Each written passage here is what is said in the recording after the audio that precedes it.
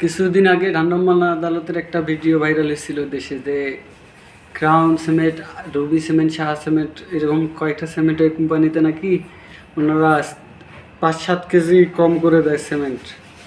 এরকম একটা দোকান ধরছিল আর কি। ভ্রাম্যমাণ আদালত, কি আদালতে, ভ্রাম্যমাণ আদালত, আচ্ছা উচ্চারণ শুনতে হয় না, এরা ধরতে পারছে। তো আসলে আমরাও তো কাজ করি, বিশেষ করে টাইসের কাজ করি। আমরা বিল্ডিং জগতে আমরাও কম সিমেন্ট খাই না, আমাদের সিমেন্ট বেশি লাগে, সিমেন্ট বালু আমরা বেশি খাই। তো আমরা যেটা দেখলাম, সিমেন্ট কোম্পানি থেকে ঠিকই দেয় 50 কেজিই দেয়, 200 গ্রাম 1 কেজি চুরি করে ওদের লাভ কি? ওরা যে 50 কেজি বেচে ফালতু দেয় না, ওখানে ওদের লাভ নেয়।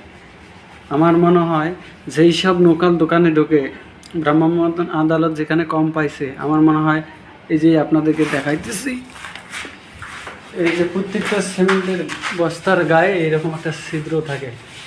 আমার মনে হয় এই ছিদ্রটা দিয়ে ওরা চুরি করে। দোকানে এই ছিদ্রটা দিয়ে, এই যে এইসব ছিদ্র দিয়া, এখানে ছিদ্র আছে কিন্তু বস্তাটা খাড়া করলে এইখানে জায়গাটা লুজ হয়, বস্তাটা যখন খাড়া হবে এই জায়গাটা লুজ হয়, এখান থেকে চুরি করে। এটা দোকানদাররা চুরি করে, কোম্পানিরা চুরি করে না, কারণ ওরা নামি দামি কোম্পানি, ওদের হাজার হাজার ব্র্যান্ড, হাজার হাজার কোটি টাকা। সাধারণ মানুষের 1-2 কেজি মাইরা ওদের লাভ কি? ওদের তো কোম্পানি ড্যাম হয়ে যাবে। ওরা কখনো কম দেয় না, ওরা সঠিক পরিমাণেই দেয় মাপে।